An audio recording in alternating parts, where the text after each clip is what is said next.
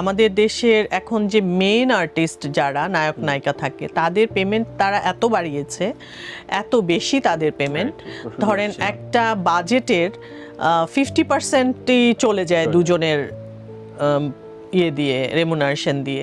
আমাদের দেশে তো কোনো আর্টিস্ট ম্যানেজমেন্ট কোম্পানি নাই যে একটা কিছু হিট হয়ে গেলে পরবর্তীতে তা আপনার রেমুনারেশন ডিলটা আপনি কি মনে করেন এই যে এত দীর্ঘ সময় একটা অস্বস্তির ভেতর দিয়ে আপনার গিয়েছে, কোন একটা সিরিজ বা কোন একটা চরিত্র হিট হয়ে গেলে পরবর্তীতে যে আপনার 10% 20% ইনক্রিজ করবেন, বা এটা কিভাবে হয় একটা আর্টিস্টের জীবনে, এটা জানতে চাই। এটা তো একদম নন প্রফেশনাল ওয়েতে বাংলাদেশ মানে এগিয়েছে, সামনে কি হবে জানি না।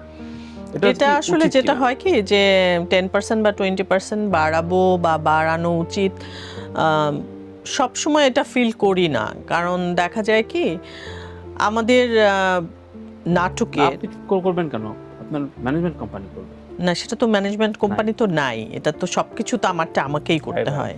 তারপর ধরেন এখন আপনি একটা নাটক করবেন, তখন আপনি আমাকে ফোন করে বললেন যে আপনি নাটকটা করে দেন, তারপর পরের শব্দটা আপনি বলবেন যে আমার কিন্তু বাজেট একটু কম, তো তখন স্বাভাবিকভাবে আমি একটা অব্লিগেশনে পড়ে যাব যে আচ্ছা ঠিক আছে তানভীর ভাই একটা নাটক করবে, আচ্ছা করে দিই, এরকম হয় আর কি অনেক বেশি। আর আরেকটা ব্যাপার হয় কি আমাদের দেশের এখন যে মেইন আর্টিস্ট যারা নায়ক নায়িকা থাকে তাদের পেমেন্ট তারা এত বাড়িয়েছে, এত বেশি তাদের পেমেন্ট, ধরেন একটা বাজেটের 50%ই চলে যায় দুজনের ইয়ে দিয়ে, রেমুনারেশন দিয়ে।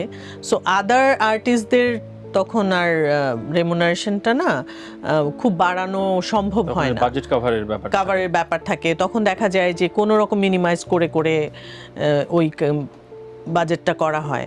আর এখন যেহেতু ফ্যামিলি নাটকের ট্রেন্ড আবার চলে এসেছে, সো আর্টিস্ট একটু বেশি থাকে, তখন সবাইকে একটু একটু পেমেন্ট দিতে দিতে তো আসলে অনেকগুলো পেমেন্ট দিতে হয়।